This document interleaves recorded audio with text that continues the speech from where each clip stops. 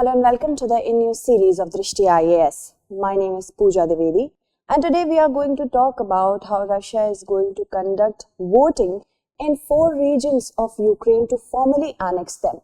This topic is going to be very important from the perspective of GS Mains paper 2nd. For those of you who are preparing for political science and international relations, pay close attention. And from the perspective of prelims, of course, the regions are important. So the news, what is the current status of war, that will be seen from the 218th day of the war perspective. As the war enters its 218th day, we will talk about that. Why is Russia proclaiming the annexation of the seized Ukrainian territories? What is the reason behind it? Who recognizes this move as legal? Basically, the global reaction. Why is this move actually a sham or a whitewash? Apart from that, if there has been any precedent with respect to any previous move according to the current scenario, and what will the West do? What are the intended impacts? And lastly, we have a question. So I have already introduced you with the crux, but this is the news piece that we are going to discuss. It's from Indian Express, and apart from that, many other important newspapers as well. So, special military operation in Ukraine must continue. This was said by Vladimir Putin, the president of Russia. That means he does not seem to back down. And the capture of all eastern Ukraine's Donetsk region, Donetsk and Luhansk, as they form the Donbas region, this is the intention of the president of Russia, that these regions, until and unless these regions are annexed, we must not stop from invading Ukraine. Signing ceremony will be done in Kremlin, that is the legislature of Russia, and for 4 Ukrainian territories to be incorporated into Russia, this signing event will take place. That we have to understand that the 4 regions, they comprise of 15% of the Ukrainian territories. That means out of the 100% of the Ukrainian territories, these 4 regions, we will talk about the 4 regions, these 4 regions will comprise 15% of the Ukraine's territory that might be annexed formally. Moving ahead, let's talk about the current status of war. Whatever I'm going to present you over here is with respect to the date that has been given, 29th September. Okay, 29, that is yesterday. So Russian forces in the Donetsk region are actually unsuccessful right now. Although 60% of the Donetsk region has been captured, but Russian forces are Russia is sending reinforcements for more capturing of the territories. And you see who controls what. The division is such that certain areas such as Donetsk and Luhansk were already controlled by Russia even before the current war that was started on in February in the year 2022. Okay, and before that we see Donetsk and Luhansk were already in the clutches of Russia. But currently, Severodonetsk, Kherson region, and also, of course, Mariupol region, these are seen that they are actually right now in the control of Russia. Apart from that, 𝐃𝐫𝐢𝐬𝐡𝐭𝐢, these are in the control of the Ukrainian troops. So right now, this is the eastern region of Ukraine is under attack. Okay. Apart from that, we must also see that the current Ukrainian troops are getting a hold of the Lyman region. Lyman region is being taken hold of by the Ukrainian troops from the north and the southeast region. So Russia is seeing a stiff resistance from the Ukrainian side as well. Moving ahead, if we talk about how many immigrants of war have we seen until and unless now, 13.3 million people have migrated since war from Ukraine.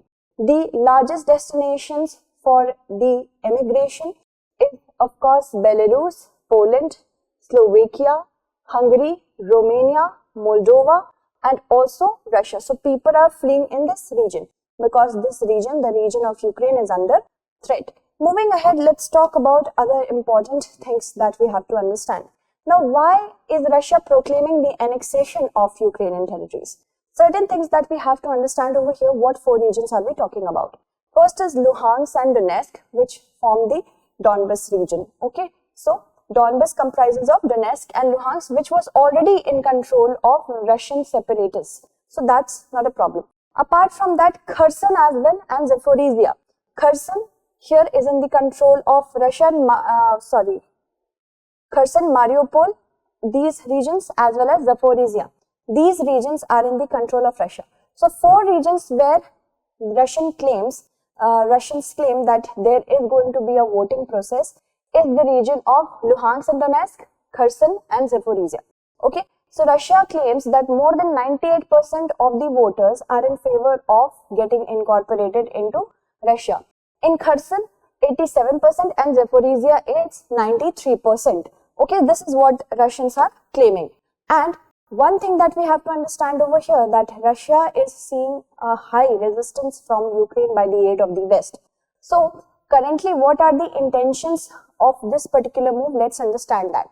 Russia wants to show to the West that there is no intention of backing down. As news, there is a psychological warfare also going on. News reports are being published that Russia is going to get defeated soon. So what is happening? By this particular move, Russia is saying we do not have any intentions of bowing down. Also, the Russian president wants to show to its people that at least we got something from war, and that is incorporation of more territories. Block the territories from Ukrainian threats. See what happens once the formal annexation occurs. It will be incorporated into the map of Russia and into the territories of Russia. And what will happen? The population which is residing there will be eligible to be drafted to fight for Russia against Ukraine. So this is the intention behind this particular move, these many facts. Apart from that, how is the world reacting?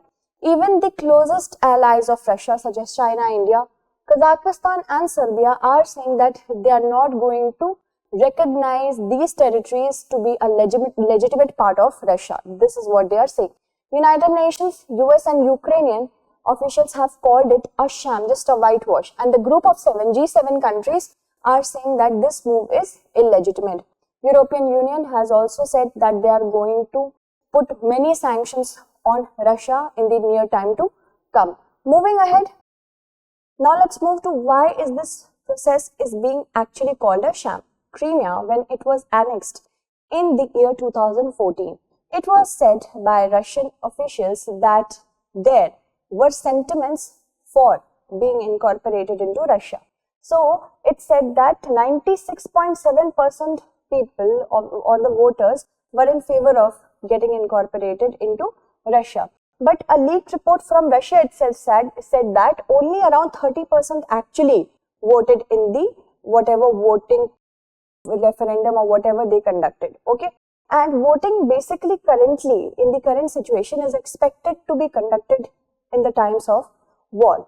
Kherson is not a safe place right now because war is going on there. It's a disturbed region.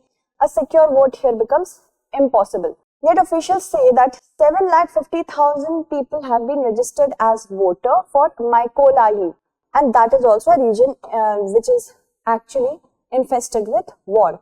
Zaporizhia's capital remains securely in Ukrainian hands, so there is no point of getting a voting over there. Apart from that, Donetsk in the east is only 60% under Russian occupation. It's not 100% in Russian occupation, so it's not going to be a legitimate voting practice. Russia does control most of the part of Luhansk in the northeast, so it can be in favor of Russia. And also the kind of voting, how will the voting take place, that is also it's very, you can say, dicey. First, electoral officials would go from door to door with portable ballot boxes from Friday to Monday. Polling booths will open only on the 5th day and high security will be there. Who gives the guarantee that this particular practice will be not biased in nature? The voters might be forced to vote for Russia even if they don't want to. Also, there is no independent observer over there which can say that yes, this particular voting system was neutral. Moving ahead, let's talk about the precedent. The precedent has to talk about the February 2014 annexation of Crimea. Crimea is the region which actually belonged to Ukraine erstwhile, and you see it's a very important region in control of Russia. Okay, so through this, Russia has set a precedent since 2014, annexation of the Crimean Peninsula from Ukraine. Now, in February 2022, Russian proxies also controlled parts of Luhansk and Donetsk, where we could see that Crimea and Donetsk and Luhansk were already in possession of Russia. So, will this precedent actually form the way out for current Russian voting system? It's yet to be seen. Moving ahead, let's talk about the West. What will West do? Now, it is of course saying that this practice is not actually legitimate and it's violation of international law.